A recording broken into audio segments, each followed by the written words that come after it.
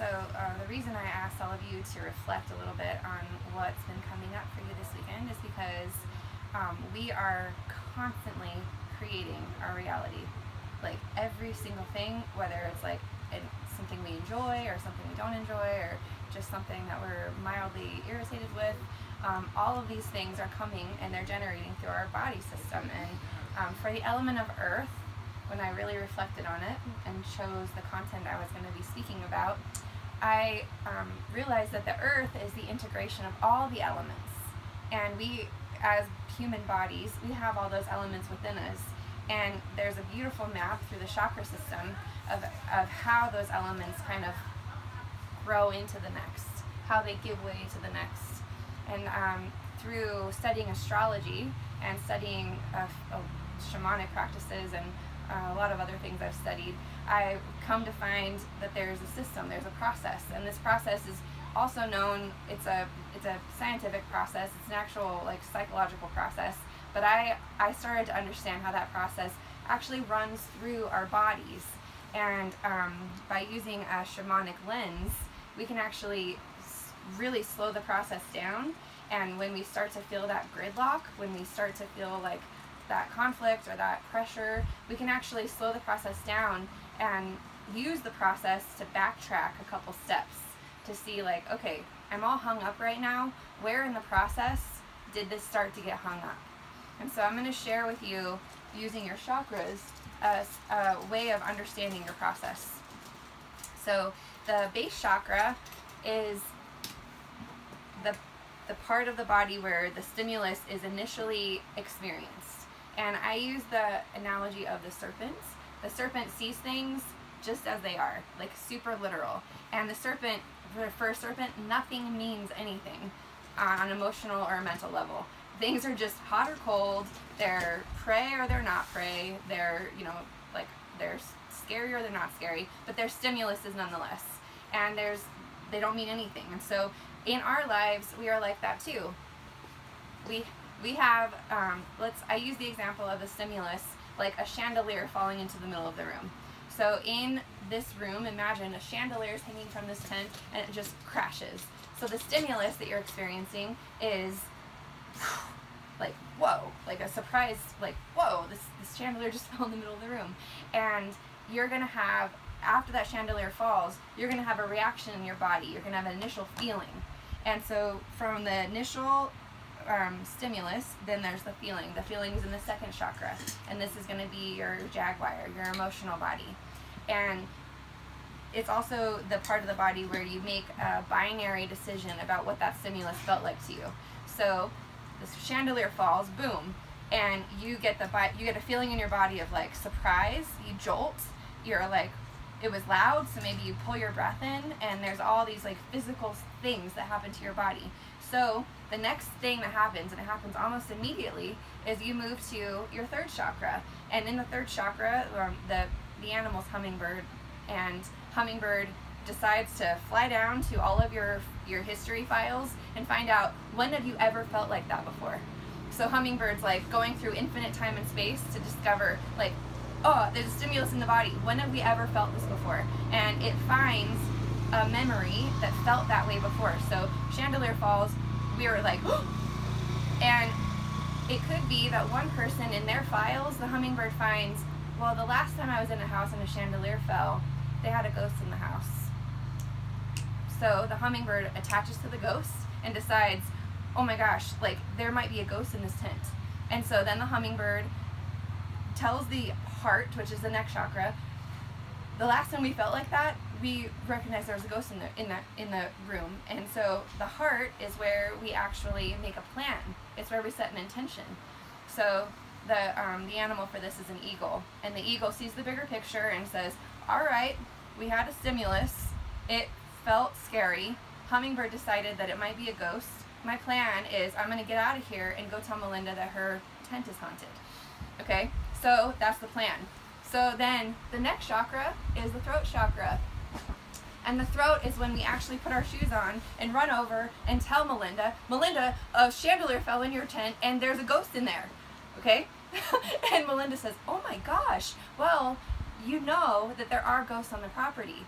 Okay? So what we see from our third eye is we've proven that there might be ghosts in this tent. So that's the process.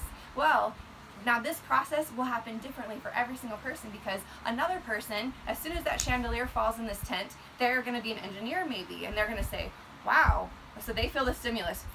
Well, when things fall that are heavy from a building, a structure, what that really means is the structure wasn't strong enough to hold that chandelier. So this is structurally unsound for holding chandeliers.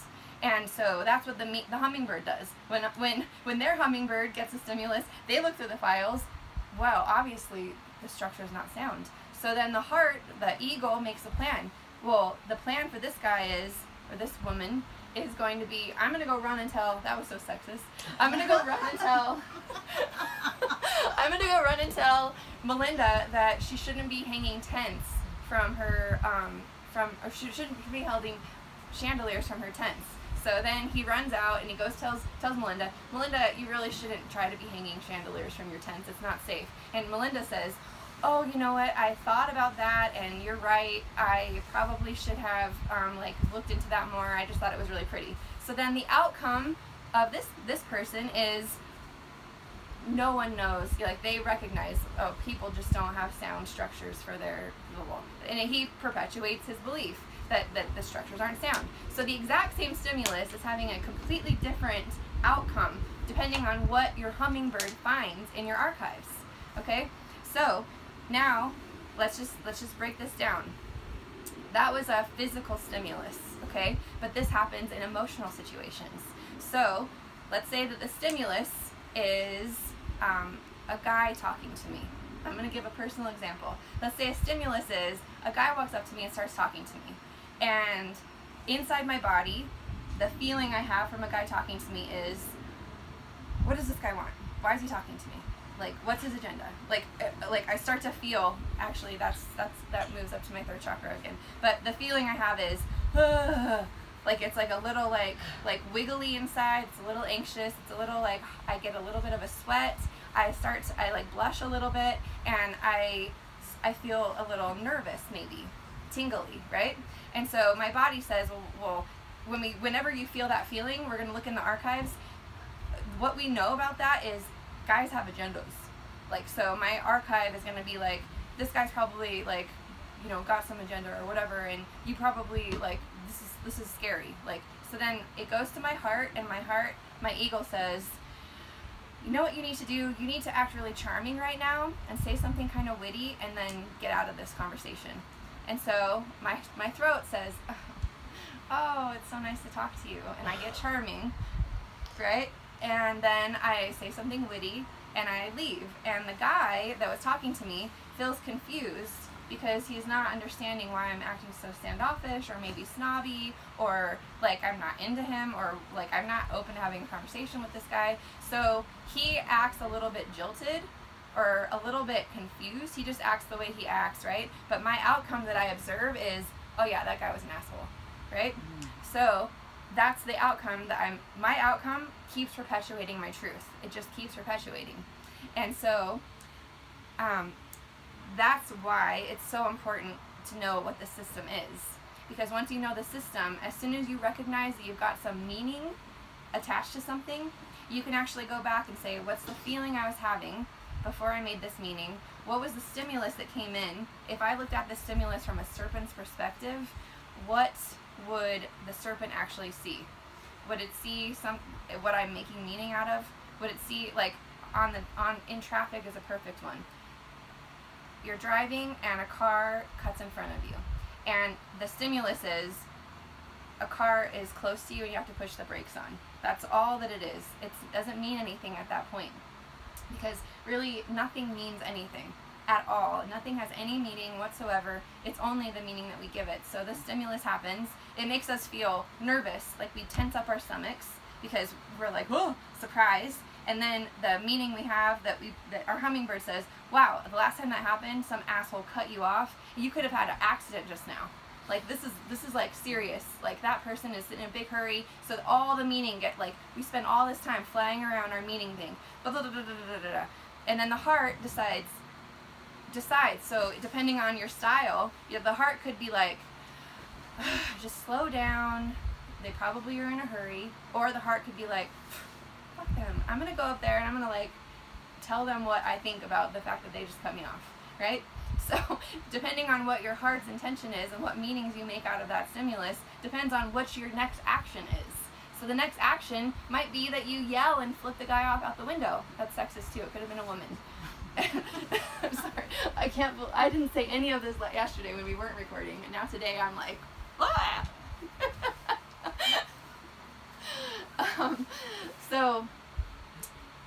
Depending on your action depends on the outcome that you experience. So the outcome you could experience is that person could get like real freaked out, and then you get in this road rage situation, or you could just slow down and nothing happens and you get over it. Like, so you don't have this like reoccurring pattern of like drivers are angry, you know? So how does this relate to our childhood? Well, in the case of the belief that like men might have an agenda, or men might be, you know, I actually went to a seminar, and the belief I realized I had was that men were evil.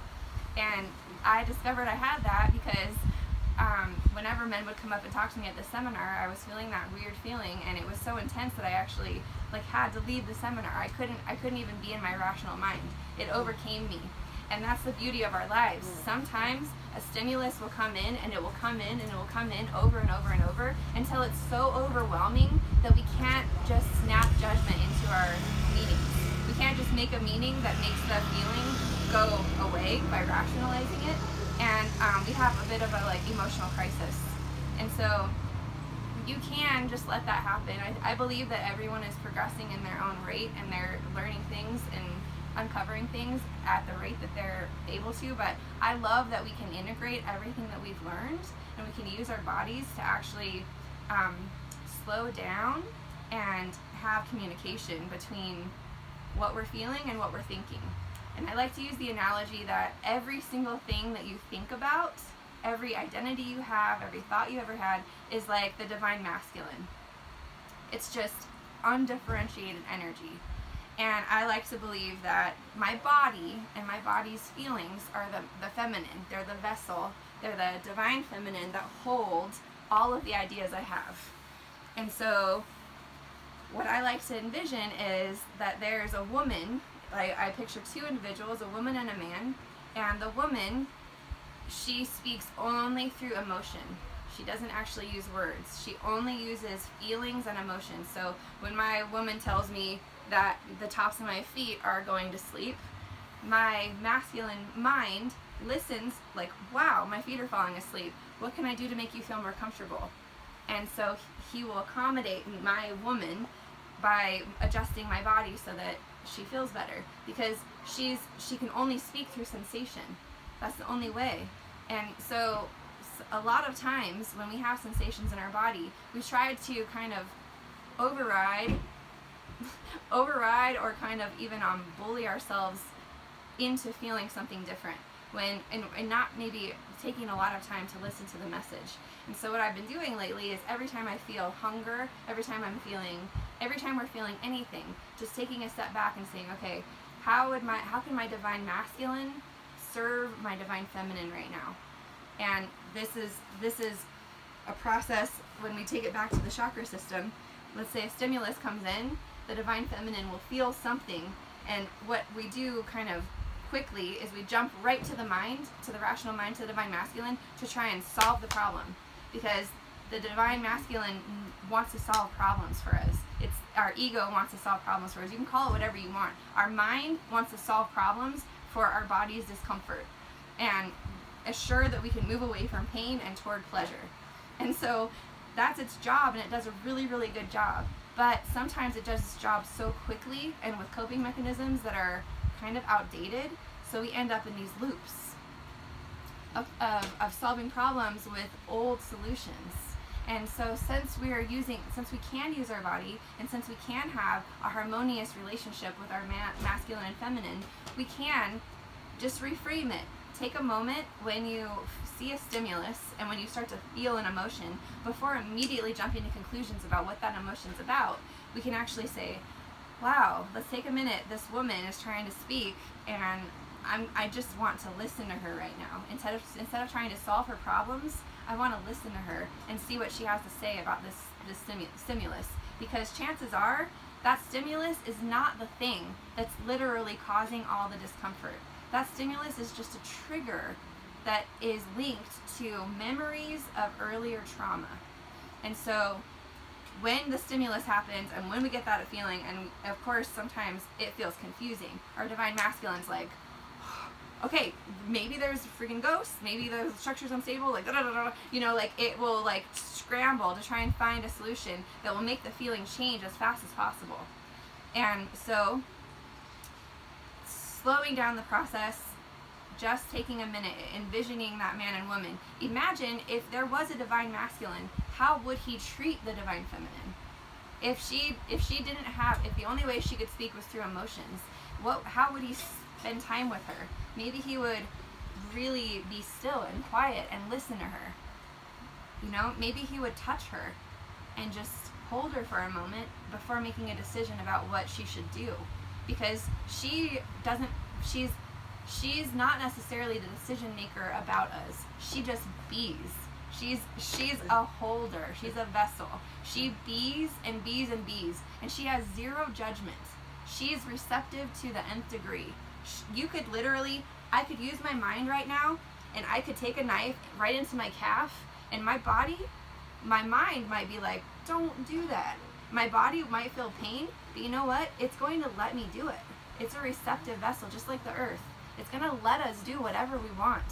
And so, knowing how much power our divine masculine has, it means that we have a very huge responsibility to our divine feminine to slow that process down and really pay attention. So, all that being said, let that sink in just for a minute. I don't know if that analogy is helpful for you, but it's helped me a tremendous amount. And I'll give a couple of examples of from my own life of how that showed up for me and things that were like, like for instance, I would wear certain clothes. I would wear certain clothes and certain shoes that were uncomfortable to my body. However, my mind would look in the mirror and say, but you look hotter like that. Like you look better like that. And inside my body, I'd be like, my body is like, well, whatever you say, you're running the show here. I can get a blister. I can like get a backache. I could like need to sit down. I could start feeling sick and throw up. But if you want me to keep wearing those shoes, you're going to keep wearing the shoes. The will of the mind is so powerful. And so why would I make my woman have to talk so painfully to me, right? She's going to let it happen. She's receptive. She's going to allow anything. She's going to allow me to do anything I want. And so I have to have a responsibility. So when I realized that was happening, I actually started feeling, I got rid of a bunch of shoes. I got rid of a bunch of pants. I got rid of a bunch of shit that did not feel comfortable to my body, because I noticed that when I wore tight things around my waist, it fucked up my digestion. When I ate certain things, like my masculine mind, as soon as it feels hunger, it was saying, oh my God, you gotta make that feeling go away. Just put some fat in there. Just put some carbohydrates in there. That feeling's not okay, right? Because the feeling of hunger was also associated with loneliness. And so when I felt hunger, I was also feeling sadness. And my masculine was like, we gotta solve this problem. This is not okay. I'm gonna make a plan. We're gonna feed you this. And not to mention the fact you've got a whole day of massaging to do, so we're gonna put a big fat burrito in there so it slows burns all day, because I need you to work. And so my masculine was a bit of a slave driver. And my feminine was like, I'll do whatever you say. I don't care if at the end of the day I'm tired, because I'm super receptive and I don't have any judgment. Hi. No, we're just looking. Oh, okay. So, it was kind of a weird shift to start being like, wow, if really the masculine, my divine masculine, it needs my body in order to live on this earth. And my body doesn't give a shit if it dies. My body is decaying and dying all the time. The sacred feminine cycle is death and birth and rebirth and cancer, all of these things, sickness. The body is so receptive and has zero judgment. The mind is the one that judges it. The masculine is like, things need to be better. I need this body to survive, because once the body expires, I don't have a vessel to live in, because it kind of forgot that it's eternal, right? It got really associated with and identified with the female vessel. And so I don't mean a female vessel, like men have the same scenario going on, but it got identified with having a matter vessel to be animated inside of. And so I'm totally saying different things today than I said yesterday, but it's okay. You're doing good. I just wish I would have had a notebook. Oh, well, I'm recording it, so I can email it to you. Yeah. So, all that being said, I'm wondering if you would like to do a process where we actually take a situation from the past week and we feel, like, we identify what was the actual stimulus. Like, what was the literal stimulus that happened? And we might be surprised to find that the literal stimulus was a thought. It wasn't actually even a real thing. It was actually a thought. But there could have been an actual stimulus, like someone reading something on your text message. That might have been the actual stimulus, right? So maybe do this quietly inside. Right now, think of something from your week that you had some conflict about, that you had some emotional turmoil about. And see if you can track it back before you made a meaning about it, before you took action on it, before you solved the problem. See if you can track it back all the way to the actual beginning stimulus that came in that actually triggered the whole chain of events. And once you got it, kind of raise your hand and let me know.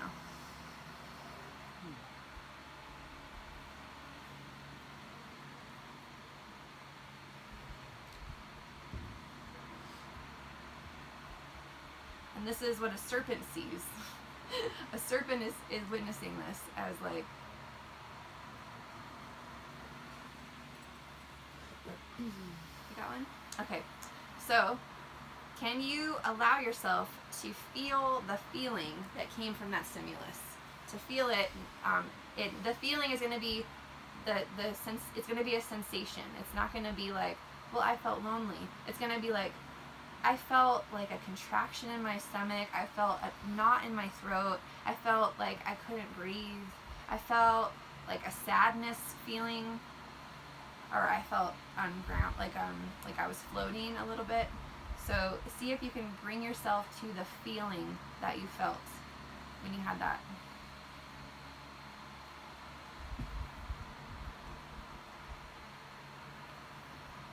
And when you got it, just put a little. Okay.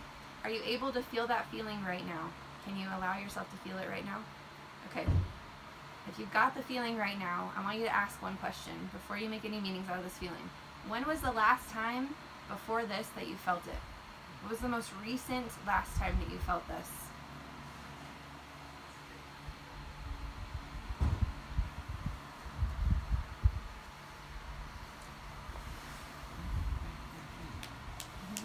You probably felt it several times. It's probably a reoccurring feeling that you feel a lot from a lot of different stimuluses. But just check to see, are the stimuluses similar? Is there a pattern here? The stimulus might be similar, and the feeling might be similar, and it might have happened over and over.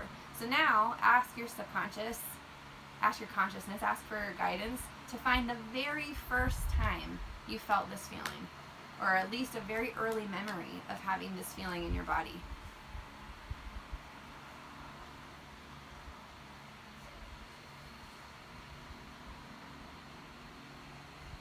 There might be a scene. You might have been young. It might have been a little more punctuated at that time. Look around. Who's there with you? See what the stimulus is in that situation. It may be similar, but it's probably a little more intense.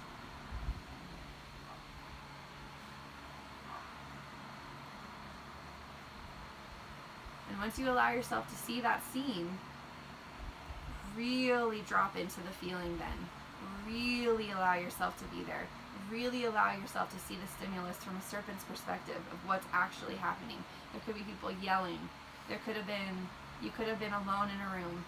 Like, really, really allow yourself to see the stimulus and feel the feeling.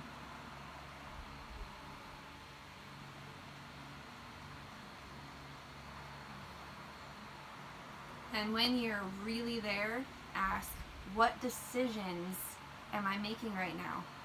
What does this mean to my early self?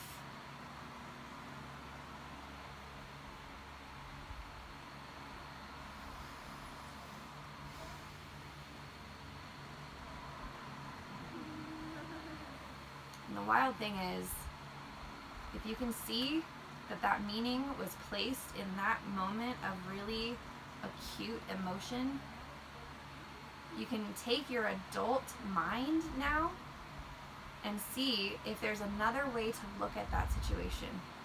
If there's another perspective that you can allow yourself to take on that moment in time when you made that decision.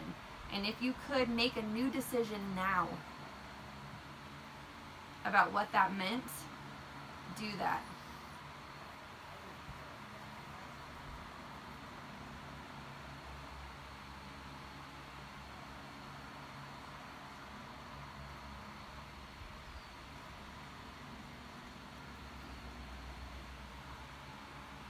Because it'll change your archives.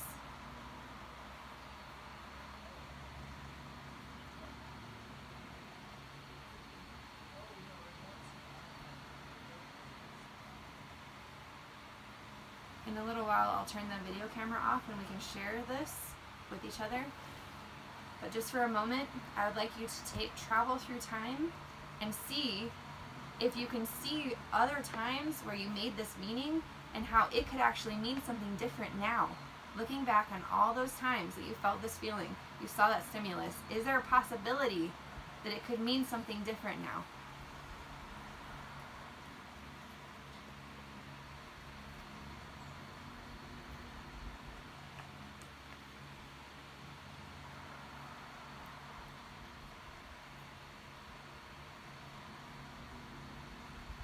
And if that's true, if you can see that there could be a new meaning, ask yourself, the next time I start to feel that feeling, can I allow myself to take pause and ask if this means what I think it means?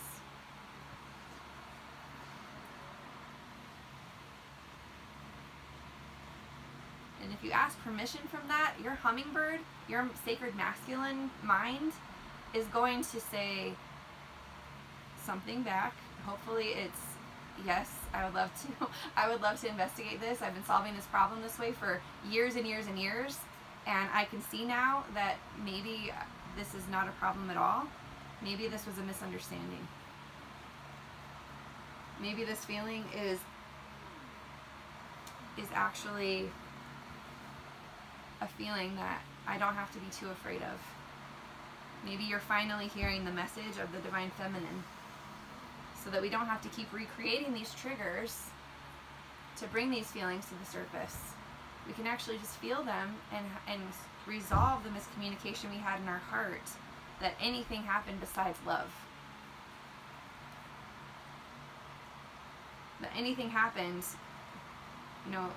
lots and lots of things happen, and it's not for us to say whether or not those things were good or bad. A lot of them are just part of our journey. But from this perspective, we can see that it was something that shaped us.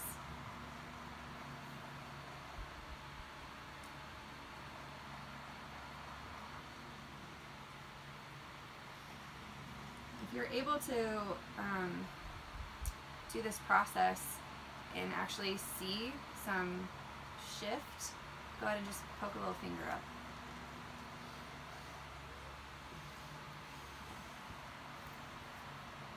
Okay, so go ahead and just allow yourself to breathe and reflect.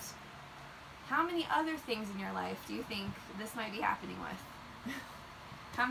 The truth is, every single stimulus that we experience, every single stimulus that our body or perceives goes through this cycle. And some of the things we have constructive beliefs that actually don't even make a negative ripple in our lives. But they're still beliefs. They're still meanings that we've created. But every single thing, every reality we experience is a process, goes through this process of stimulus, feeling, meaning, plan, or plan of action, actual action that's taken. That action could be do nothing. That action could be quiet, be still, say nothing, don't do anything. And then the outcome of, well, then just nothing happens, or something happens. But in any case, the outcome is going to continue to prove whatever plan of action or whatever meaning you gave to that stimulus. So that's why, a loud truck horn could freak one person out, and another person, it's just a truck horn, because they don't put an extra meaning on it. Does anyone have any questions before we stop recording? Thank you.